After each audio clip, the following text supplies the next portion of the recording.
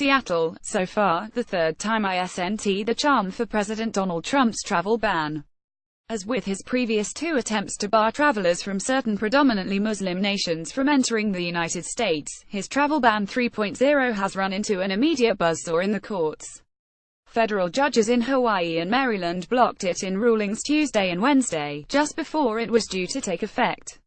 The judges found that Trump's third travel ban appears impermissibly discriminatory, does not appear to have a legitimate national security purpose, and violates U.S. immigration law.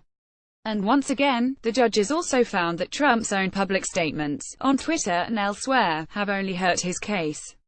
The rulings surely won't be the final word on the topic, but here's a look at what's happened so far. What's is in this ban. The latest ban was announced last month as cases challenging the previous version awaited action at the Supreme Court.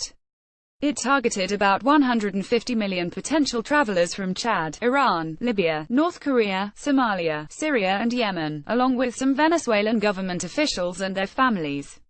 The Trump administration said the new ban was based on assessments of each country's security situation and their willingness to share information with the U.S. about travelers.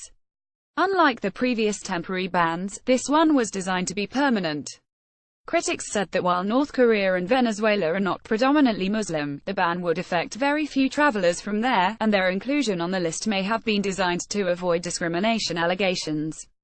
The third travel ban drew challenges from the American Civil Liberties Union and other civil rights groups and immigrant advocates, as well as several states.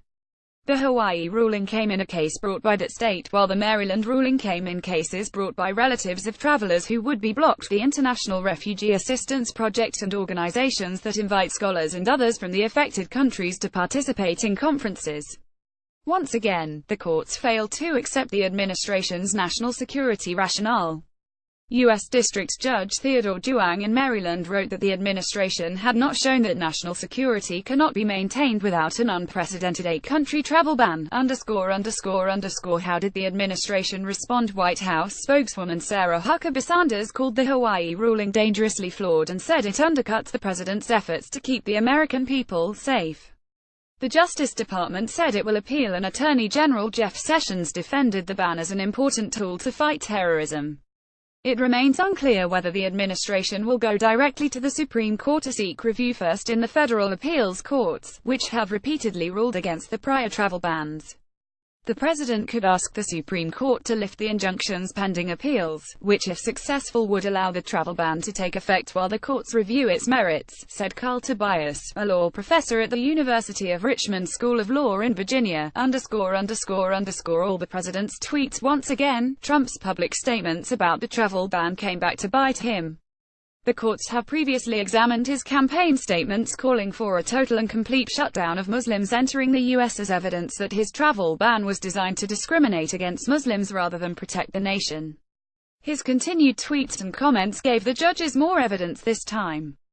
Juang noted that the government offered positive comments Trump made in a speech about Islam in Saudi Arabia in May as proof that he wasn't discriminating.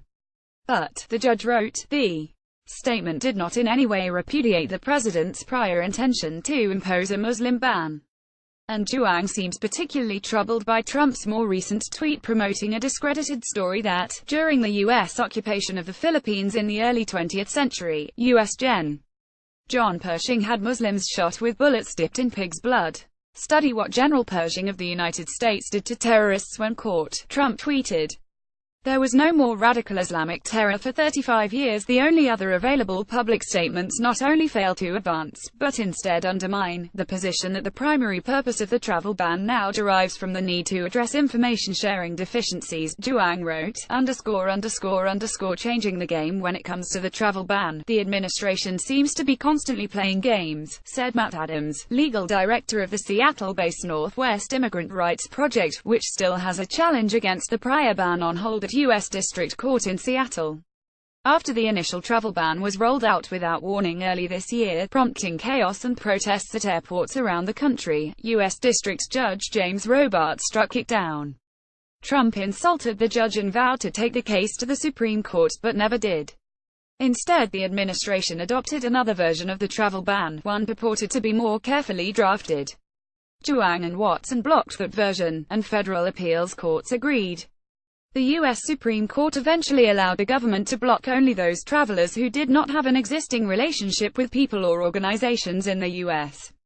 But the government and Hawaii were still fighting in the courts over how to define that when the administration issued its third version last month, as the temporary ban was set to expire. The administration's playing games. They're trying to camouflage their anti-Muslim underpinnings, but there's no way of getting around that, Adams said. They keep on giving up after being repeatedly shot down by the lower courts. They don't have the conviction of their beliefs.